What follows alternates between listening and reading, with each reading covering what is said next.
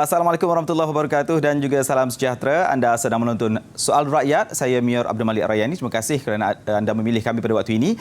Baiklah, beberapa minggu kebelakangan ini suhu politik negara antara yang menjadi tumpuan di sebalik kebimbangan kita mendepani krisis kesihatan akibat pandemik COVID-19 dan ketika jumlah kes mencecah ke memuncak jugalah keadaan politik dengan isu-isu keabsahan Perdana Menteri, isu undi percaya, penarikan balik sokongan, peletakan jawatan beberapa menteri dan juga isu-isu politik kepartian. Dan ketika politik angka sedang dicanang oleh beberapa pihak, Perdana Menteri semalam mengumumkan tawaran kerjasama bipartisan untuk membentuk kerajaan yang stabil bagi mendepani situasi ini.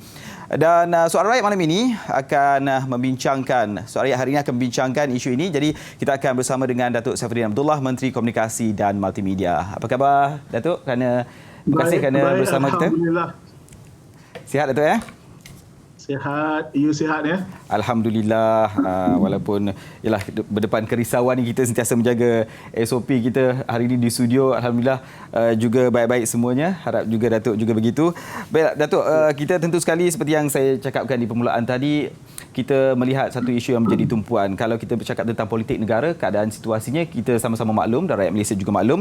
Tapi sebelum kita menjurus kepada topik yang kita bincangkan hari ini, kami nak melihat dan mendengar juga pandangan Datuk Sri tentang politik keadaan situasi negara ketika ini. Kalau kita lihat sejak PRU 14 lalu, dinamika politik di tanah air ini berubah seakan 360 darjah dan rakyat juga menyaksikan satu demi satu episod yang boleh dikatakan mengajar rakyat supaya lebih matang menilai politik dan sebagainya. Dan tapi dalam satu aspek juga kita lihat perkara ini juga ada memberi tamparan imej kepada ahli politik juga. Tapi dari kacamata Datuk melihat perkara ini, implikasinya kepada rakyat dan juga ahli politik sendiri, bagaimana keadaan politik negara ketika ini Datuk?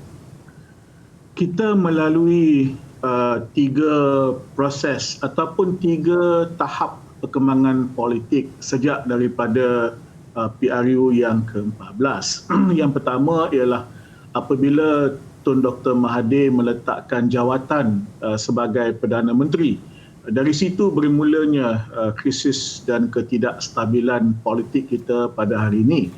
Yang kedua ialah apabila Kerajaan Perikatan Nasional ditubuhkan dengan Yang Amat Berhormat Tan Sri Muhyiddin Yassin diangkat sebagai Perdana Menteri dan ingin saya ingatkan semula bahawa Tan Sri Muhyiddin tidak pernah berniat untuk menjadi Perdana Menteri melainkan untuk menyelamatkan keadaan negara selepas Tun Mahathir meletakkan jawatan.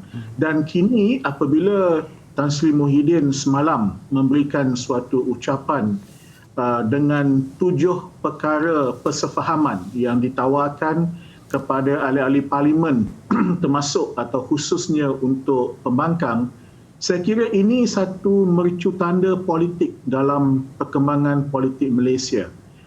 Menunjukkan politik yang lebih matang, yang inklusif dan bipartisan. Ini yang sangat mustahak.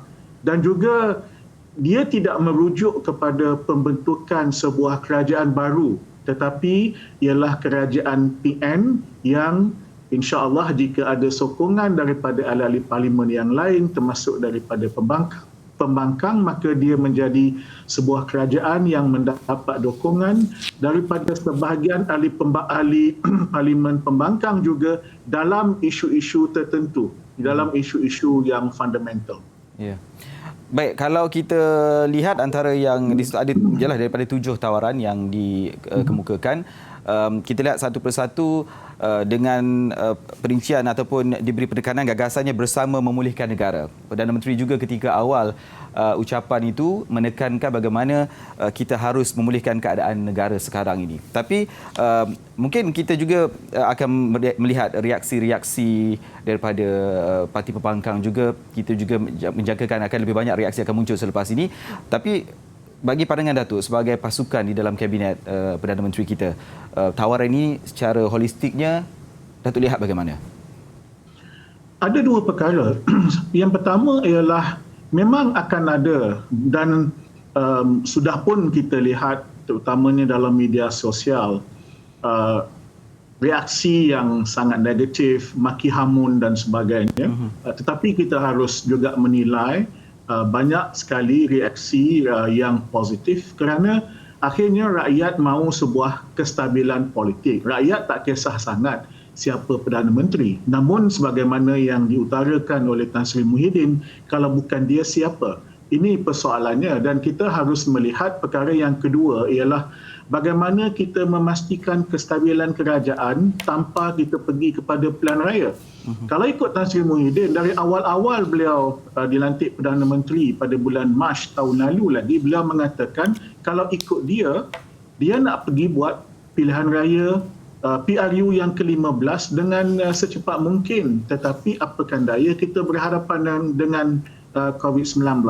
Jadi untuk kestabilan kita perlukan jumlah yang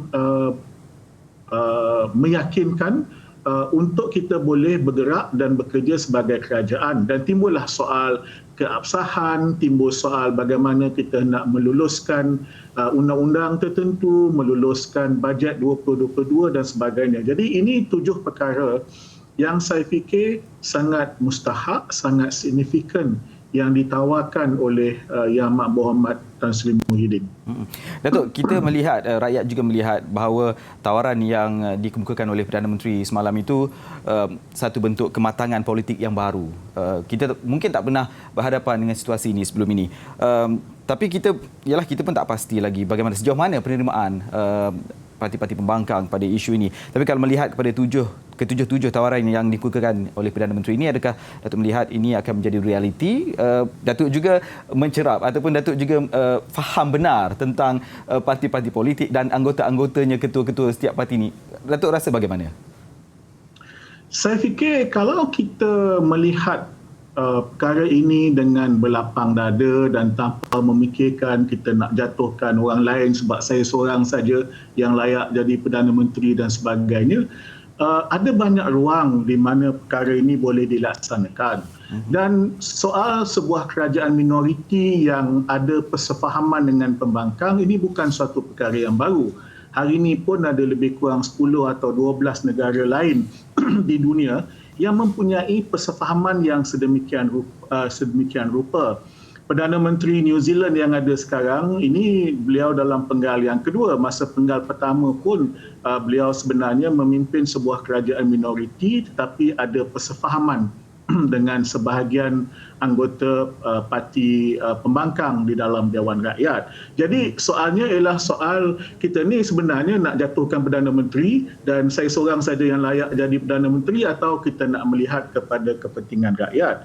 Dalam 7 perkara persefahaman itu, saya lihat ia sangat baik. Sebahagian besarnya itu adalah perkara-perkara yang sudah dibicarakan sejak beberapa tahun yang lalu, baik oleh parti-parti politik ataupun oleh masyarakat sivil.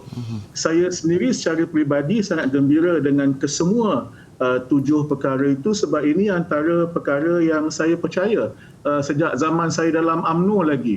Walaupun kematangan politik saya bertambahlah agaknya dari semasa ke semasa.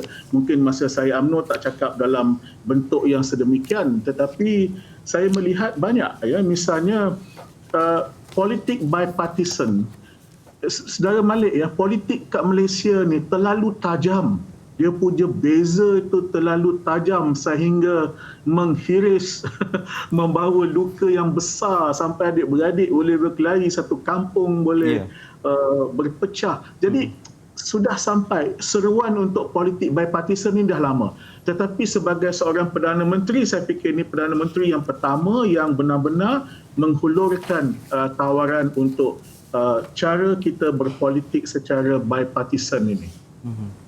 Datuk, satu yang kita lihat, nanti kita akan perincikan satu persatu mungkin apa tawaran-tawaran yang dikemukakan oleh Perdana Menteri. Tapi yang menarik perhatian saya tentu sekali jawatan Perdana Menteri yang diperkatakan sebenarnya oleh pihak parti pembangkang maupun di kerajaan PN sekali. Jawatan Perdana Menteri itu antara yang dipertikaikan, hangat dipertikaikan. Tapi kita lihat salah satu tawaran yang dikemukakan oleh Perdana Menteri ialah memberikan saraan kepada Ketua Pembangkang. Ini satu yang diletakkan perkara ketujuh, kata orang mind blowing jugalah. Kita tak terjangkau itu yang akan antara cadangan yang dikemukakan. Strateginya atau apa yang Datuk lihat tentang tawaran ketujuh itu? Saya melihat kesemuanya sekali itu sebagai suatu pakej reformasi politik. Kalau nak kira banyak lagi yang harus dilakukan. Kalau minta saya senaraikan, saya mungkin senaraikan ada 10 lagi perkara yang perlu dilakukan. Tetapi yang ini pada saya memadai buat masa ini. Kita ambil pendekatan selangkah demi selangkah. Jadi kita harus melihatnya secara keseluruhan. Ia bermula dengan reformasi parlimen. Reformasi parlimen itu walaupun sudah disebutkan, misalnya pertama, menambah jumlah jawatan kuasa pilihan khas parlimen. Kedua, anggota dalam jawatan kuasa itu 50-50 daripada pihak kerajaan dan juga daripada pihak pembangkang. Kemudian ada saraan dan sokongan yang berpatutan kepada pengurusi jawatan kuasa pilihan khas. Ini sudah berlaku di banyak negara yang mempunyai amalan demokrasi yang lebih matang. Jadi soal ini juga berpanjangan bagaimana dengan fungsi dan peranan dan kedudukan Ketua Pembangkang. Ketua Pembangkang diletakkan sebagai sama taraf dengan menteri, atau di sini disebut oleh Tan Sri Muhyiddin sebagai setaraf dengan Menteri Kanan. Kalau kita nak pergi lebih dalam lagi, misalnya reformasi parlimen mungkin juga boleh termasuk ada slot agenda pembangkang, mungkin ada perbahasan untuk laporan-laporan yang sekarang ini cuma diletakkan di atas meja, laid on the table dalam bahasa Inggeris dengan izin. Tetapi mungkin pada masa hadapan ini membuka jalan untuk perbahasan laporan-laporan Suhakam, laporan Ketua Audit Negara, laporan GLC dan sebagainya. Jadi keseluruhan itu dilihat sebagai satu pakej, termasuk misalnya soal rundingan untuk sesuatu bil atau rang undang-undang sebelum ia dibawa ke parlimen. Datuk, sedikit sebelum kita berehat, tertarik juga saya melihat ada satu yang dicadangkan juga tentang mengehadkan jawatan Perdana Menteri kepada 2 penggal saja. Signifikannya, Datuk, kita melihat juga signifikan cadangan ini dalam tawaran yang dikemukakan, disebut juga. Ya, sebenarnya dia ada sejarah perbahasan yang lama. Ya. Zaman Pakatan Harapan menjadi kerajaan, ini ada dalam manifesto Pakatan Harapan, cuma tidak dilaksanakan dalam tempoh pentadbiran Pakatan Harapan. Tetapi dia bukan hanya dalam manifesto Pakatan Harapan, dia ada dalam pemikiran ramai Demokrat di Malaysia, sama ada yang dalam parti atau yang di luar parti, sama ada yang di sebelah sini atau di sebelah sana di kalangan masyarakat sivil. Ini semua adalah untuk menjamin tidak berlakunya pengumpulan kuasa dalam seseorang tertentu atau sesuatu parti. Dan kalau kita nak lihat ini pada saya melihat 7 perkara ini permulaan, selangkah demi selangkah. Selanjutnya, alangkah baiknya kalau kita gandingkan dengan beberapa reformasi yang lain, beberapa pembaharuan dan pemurnian undang-undang dan peraturan-peraturan yang lain. Baik, Datuk, kita akan berehat seketika. Selepas ini kita akan perincikan lebih lanjut lagi tentang 7 tawaran yang dibukakan oleh Perdana Menteri semalam, dan juga beberapa isu lain juga kita akan sentuhkan, termasuk isu-isu berkaitan dengan sambutan bulan kemerdekaan kita. Datuk, kita berehat seketika dahulu. Anda teruskan bersama dengan Soal Rakyat. Kita kembali selepas ini.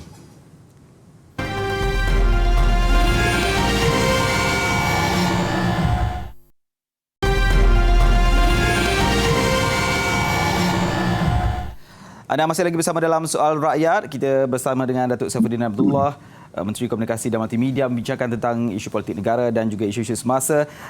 Datuk, sebelum rehat tadi kita dah maklumkan, kita juga telah membincang tentang 7 tawaran yang kita nak perincikan lagi. Sekarang ini kita lihat rakyat amat terkesan, dan juga Perdana Menteri juga mengakui amanah yang dipikul untuk menguruskan pandemik ini bukan calang-calang, bukan satu yang mudah untuk dilaksanakan, kerana tak pernah dalam sejarah mana-mana Perdana Menteri pun mengendalikan pandemik seperti ini.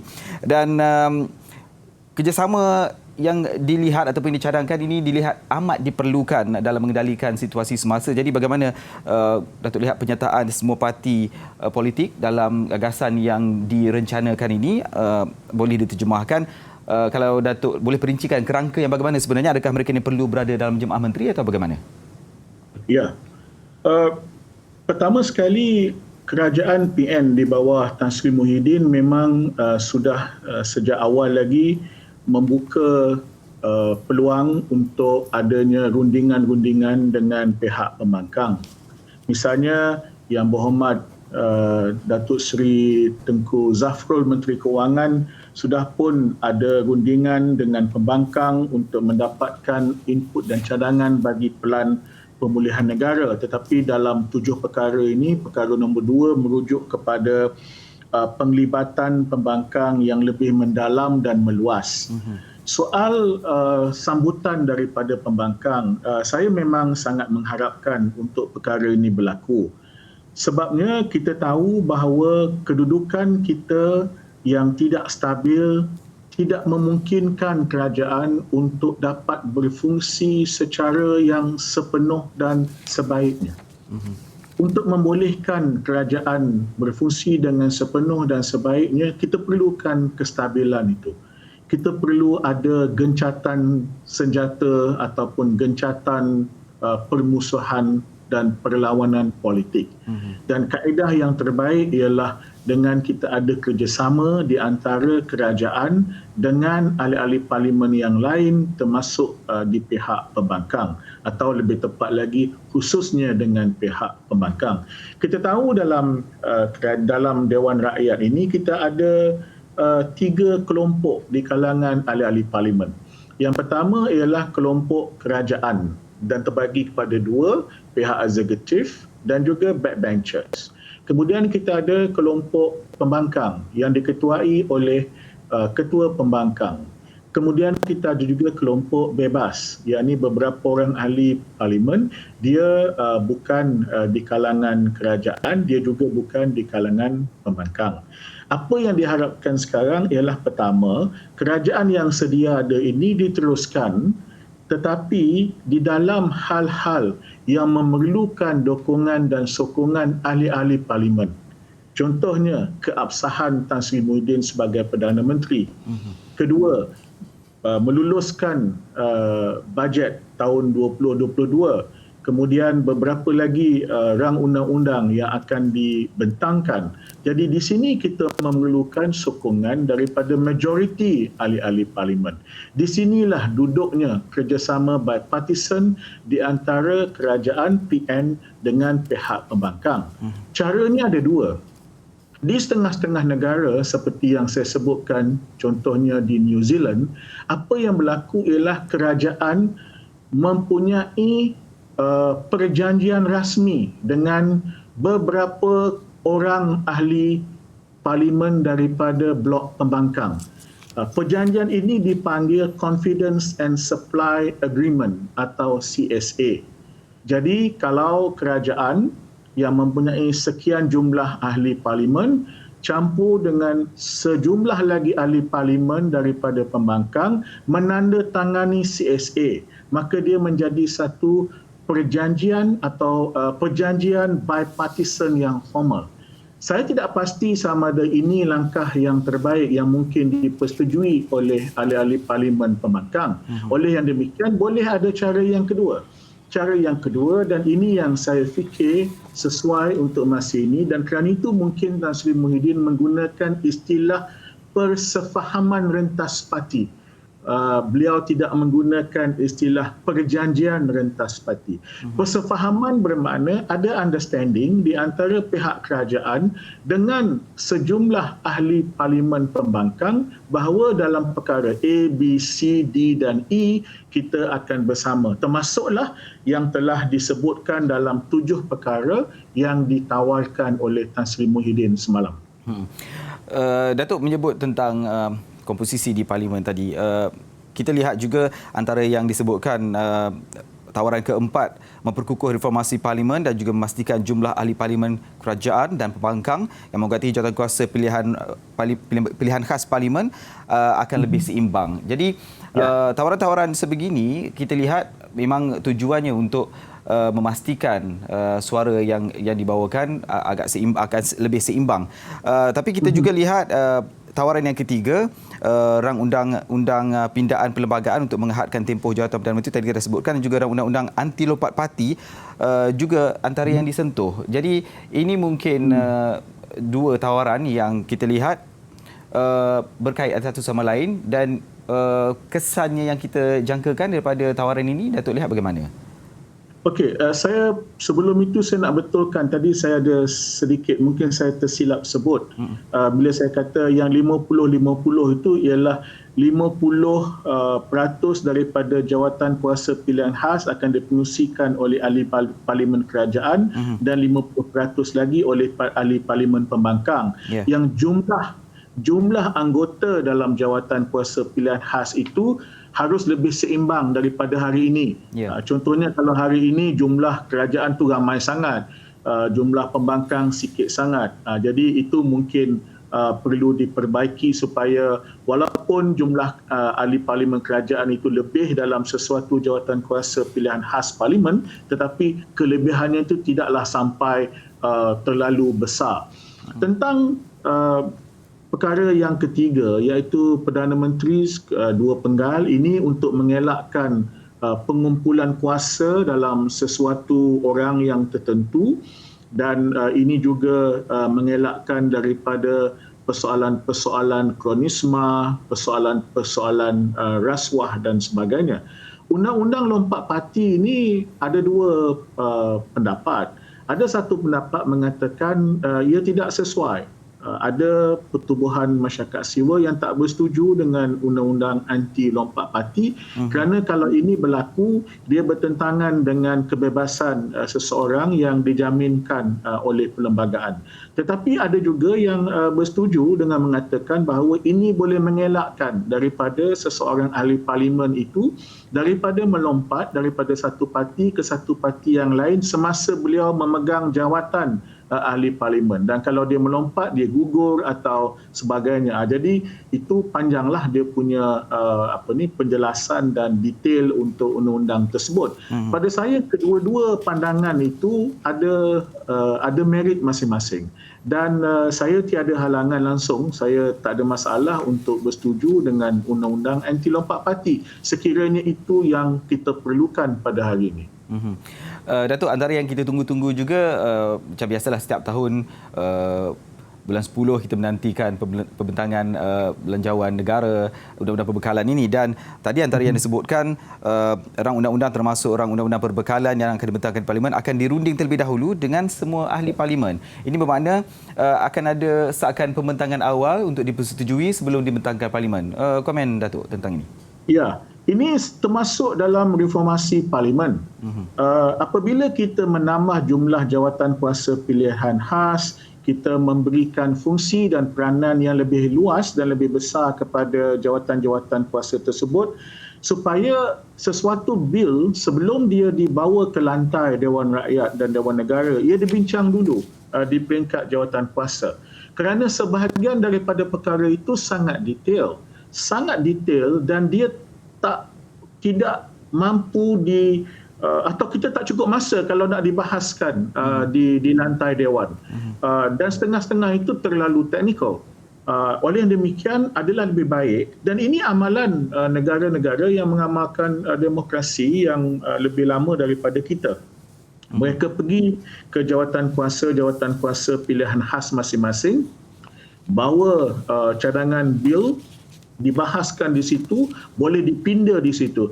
Bayangkan Malik, ya, kalau saya sebagai seorang ahli parlimen bebas contohnya, saya nak berbahas sesuatu bil dan saya nak membuat pindaan, dan pindaan itu kena buat di atas lantai. Itu mengambil masa yang rumit dan mengambil masa yang panjang dan sangat sukar. Sebab itu jarang berlaku lah, yang seingat saya kita ada pindaan kepada sesuatu bil. Tapi di peringkat jawatan kuasa boleh. Dia boleh perenggan ini ditolak, ayat ini diperbaiki, perkataan ini digugurkan, diganti dengan perkataan lain. Itu boleh dibuat kerana yang menganggotai jawatan kuasa pilihan khas itu adalah ahli-ahli parlimen yang memang pakar atau berminat dengan bab tersebut. Jadi masa yang lebih lama dan lebih panjang boleh digunakan dengan perbincangan yang lebih mendalam. Dan jawatan kuasa ini pula boleh memanggil pakar dari luar.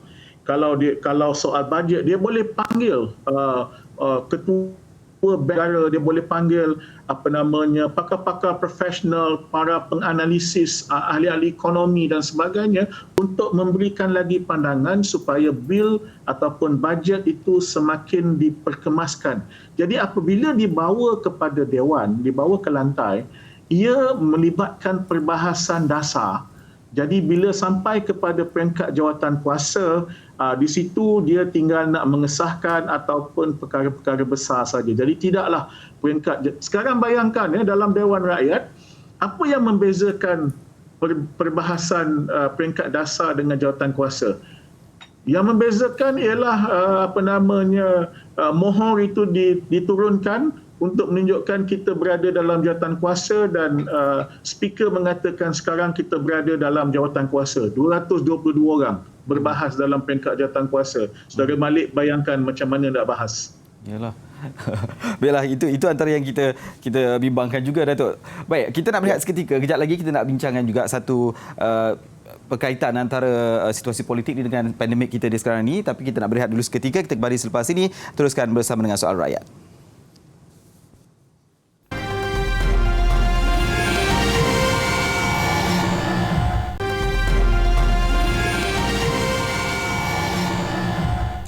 Ada masih lagi bersama dalam Soal Rakyat dan kita masih terus bersama dengan Datuk Saifuddin Abdullah, Menteri Komunikasi dan Multimedia. Baik Datuk, kita nak beralih, tadi kita dah melihat suhu politik negara. Sekarang ini kita nak berbincang tentang bulan kemerdekaan ini, nak menyemarakkan semangat kemerdekaan.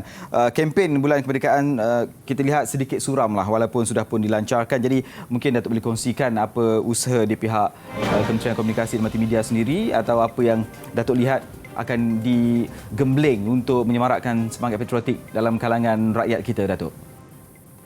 Ya, ini tahun kedua yang rakyat Malaysia menyambut Hari Kebangsaan dan juga Hari Malaysia pada zaman COVID-19.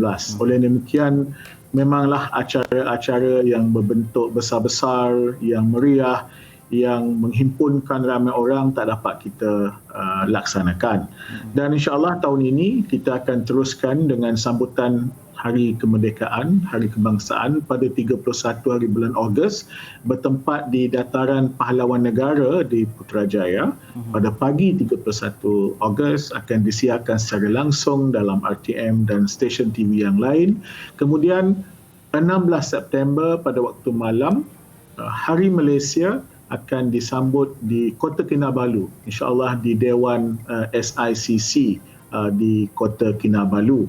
Di samping itu, beberapa promosi sudah mula berjalan, mungkin agak perlahan, tapi saya sangat berharap supaya rakyat Malaysia, termasuk terutamanya di jabatan-jabatan, kementerian-kementerian dan agensi-agensi kerajaan, menaikkan bendera. Saya tengok dah mula naik, tapi mungkin agak perlahan sikit. Harus disegerakan, naikkan bendera di pejabat masing-masing. Kita kempen jalur gemilang, naikkan jalur gemilang di rumah dan sebagainya. Sebab pada saya ini penting. Tema kita, logo kita kekalkan Malaysia Prihatin, kerana ini adalah keprihatinan bersama kerajaan, swasta, masyarakat sivil, rakyat untuk kita membantu frontliners dalam memerangi COVID-19 ini. Satu yang kita bimbangkan, Datuk, ialah kita lihat kalau sebelum-sebelum ini kita dalam keadaan norma baru ini, selalu yang diperkatakan sambutan-sambutan perayaan sebelum ini rasanya tu kurang, raya pun kurang. Tahun Baru Cina pun kita lihat rakan-rakan kita pun mengatakan bahawa sambutan tahun tu rasanya tu kurang. Tapi itu yang kita bimbangkan, kalau dalam bentuk perayaan agama dan sebagainya itu mungkin bersifat keluarga. Tapi ini sambutan bulan kemerdekaan ini satu yang bersifat negara, semangat patriotik yang perlu kita raikan sepatutnya. Kita bimbang juga perasaan ataupun rasa itu juga kurang semangat patriotiknya. kalau sebelum-sebelum ini banyak aktiviti-aktiviti di sekolah dan sebagainya yang menyemarakkan semangat patriotik, tapi dalam keadaan norma baru ini, bagaimana KKMM sendiri melihat bagaimana rakyat seharusnya menyemarakkan semangat patriotik dalam bulan kebangsaan ini, dalam keadaan norma baru ini, Datuk? Kita galakkan supaya diadakan aktiviti-aktiviti secara dalam talian. Sebagai contohnya, saya sangat berterima kasih kepada Kementerian Luar Negeri yang turut bersama dalam sambutan kali ini. Perwakilan Malaysia di seluruh dunia, mereka menyusun nyanyian lagu patriotik daripada diaspora Malaysia di seluruh dunia, dan lagu itu akan dicantumkan oleh orkestra RTM dan akan dimainkan pada Hari Merdeka. Jadi walaupun mereka pun samalah di luar negara tak boleh nak buat, selalunya setiap kedutaan kita ada majlis-majlis yang agak meriah juga untuk sambutan Hari Merdeka. Kali ini tak boleh, jadi mereka buat keputusan, mereka buat secara dalam talian di peringkat masing-masing, disatukan dan dikumpulkan dan dia akan dipersembahkan. Hal yang sama berlaku, beberapa pertandingan dianjurkan oleh Jabatan Penerangan Malaysia dan agensi-agensi yang lain. Sayembara, puisi, pertandingan bercerita dan sebagainya, itu dibuat secara dalam talian. Saya faham dia tak samalah dengan bila berdepan dan sebagainya. Ada orang beritahu saya, dia kata, "Din, bila nyanyi negaraku ni, depan bendera tu yang dinaikkan di dataran Merdeka ataupun di dataran di Putrajaya tu lainlah," dia kata, "daripada bila tengok dalam TV." Saya kata, ya, memang benar. Tak sama rasa dia tu. Dia kata meremang romanya tak sama, dia kata. Saya kata betul, tapi semangat itu harus kita paparkan sebagai tanda kecintaan kita, patriotik kita kepada negara. Baik, Datuk, di penghujung-penghujung perbincangan ini ialah kita dah sentuh tentang keadaan politik, keadaan kita menyentuh juga tentang situasi sambutan bulan kemerdekaan, dan dia sebenarnya nampak ada kaitan politik, semangat cintakan negara ini ada kaitan antara satu sama lain. Dan kalau melihat kepada sambutan ini, walaupun kita berdepan dengan ketidaktentuan politik, bila melibatkan politik ini sesama rakyat juga ada fahaman yang berbeza-beza, tapi dalam konotasi kita menyebut tentang patriotik ini, cintakan negara ini, apa yang Datuk harapkan sebenarnya daripada rakyat Malaysia ketika ini? Ya, semangat patriotisme ini dia terdiri daripada dua komponen. Yang pertama ialah makna atau patriotisme. Makna dia kekal sepanjang zaman, iaitu cinta kasih yang mendalam terhadap negara kita Malaysia yang tercinta. Ia menyentuh soal kemerdekaan, kebebasan, kenegaraan, kedaulatan, kemakmuran rakyat dan sebagainya. Tetapi fokus kita ini bergantung kepada keperluan. Masa kita diserang oleh penjajah atau dijajah, fokus kita melawan penjajah. Masa berdepan dengan komunis, fokus kita melawan komunis. Sekarang ini, fokus patriotisme ialah melawan COVID-19. Inilah yang dimaksudkan dengan seruan supaya kita bersama, kita lupakan perbezaan politik, kerana ini bukan masanya untuk jatuh-menjatuh ataupun berlebih-lebih dalam politik. Yang saya kata, politik Malaysia ni terlalu tajam perbezaannya, terlalu adversarial, sehingga waktu COVID pun kita masih berpolitik. Jadi itu seharusnya dikurangkan dan tumpu kepada memerangi COVID-19. Itulah perjuangan hari ini. Patriot negara musim ini ialah patriot yang menggembling tenaga untuk menangani masalah COVID-19. Baik, sebagai kesimpulan, Datuk, kita dari awal tadi kita bercakap tentang politik dan sebagainya. Kalau boleh disebutkan, rakyat sebenarnya agak muak kalau kita sebutkan dengan politik ini sepanjang masa perebutan ataupun krisis bersifat partisan ini, perbalahan dan sebagainya. Tapi mungkin Datuk sendiri ada pandangan dan mungkin ada saranan Datuk kepada rakyat untuk mendepani keadaan ini, baik saranan kepada rakyat dan juga saranan kepada mungkin anggota kerajaan sendiri, bagaimana sebenarnya harus kita sama-sama tangani krisis ini, kebersamaan, kesaling hubungan itu, supaya kita berjaya betul-betul keluar daripada krisis pandemik ini, Datuk.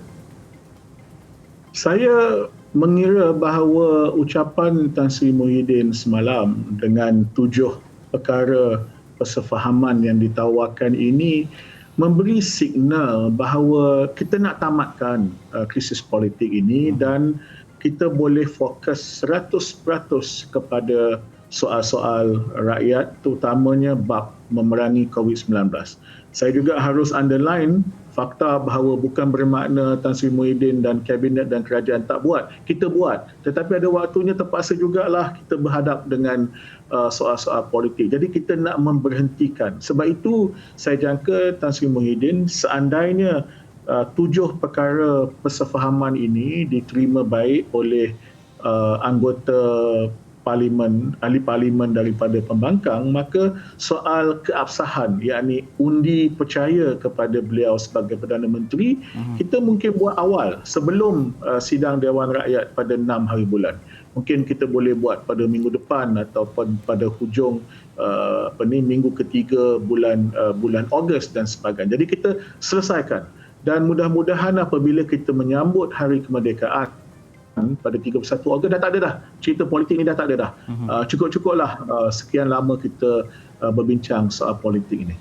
Baik, Datuk Saifuddin Abdullah, Menteri Komunikasi dan Multimedia. Terima kasih sekali lagi Datuk kerana sudi bersama dengan soal rakyat, perincian yang cukup bermakna sekali dan saya kira rakyat Malaysia juga sudah faham apakah matlamat yang dibawakan oleh kerajaan dan kita sebenarnya mengharapkan satu solusi yang tuntas dari pihak kerajaan, dari pihak ahli politik sebenarnya.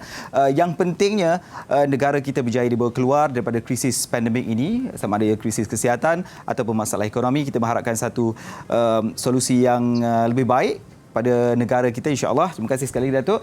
Dan juga terima kasih kepada anda yang terus setia bersama dengan Soal Rakyat. 1 jam kita bersiaran. Insya-Allah kita jumpa lagi dalam episod yang akan datang. Saya Mior Abdul Malik Rayani. Salam hormat dan assalamualaikum. Kita jumpa lagi.